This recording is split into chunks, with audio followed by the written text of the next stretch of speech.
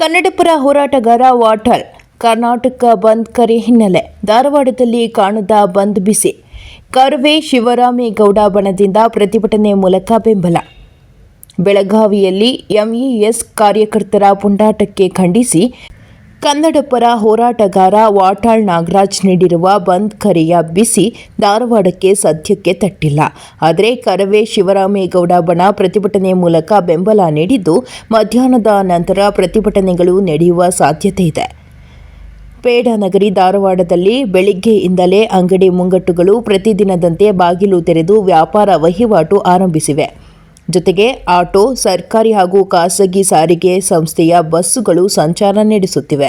ಹೋಟೆಲ್ಗಳು, ಶಾಪಿಂಗ್ ಮಾಲ್ಗಳು ಕಾರ್ಯಾರಂಭ ಮಾಡಿವೆ. ಈ ಬಂದ್ಗೆ ಕರ್ನಾಟಕ ರಕ್ಷಣಾ ವೇದಿಕೆಯ ಶಿವರಾಮೇಗೌಡ ಬಣದ ಕಾರ್ಯಕರ್ತರು ಬೆಂಬಲವನ್ನೇನೋ ನೀಡಿದ್ದಾರೆ. ಆದರೆ ಅವರು ಪ್ರತಿಭಟನೆ ಮೂಲಕ ಬಂದ್ಗೆ ಬೆಂಬಲ ಸೂಚಿಸಿದ್ದಾರೆ. ಆದರೆ ಧಾರವಾಡದಲ್ಲಿ ವ್ಯಾಪಾರ ವಹಿವಾಟು ಮಾತ್ರ ಎಂದಿನಂತೆ ಕಾರ್ಯಾರಂಭ ಮಾಡಿರುವ ದೃಶ್ಯಗಳು ಕಂಡುಬಂದವು.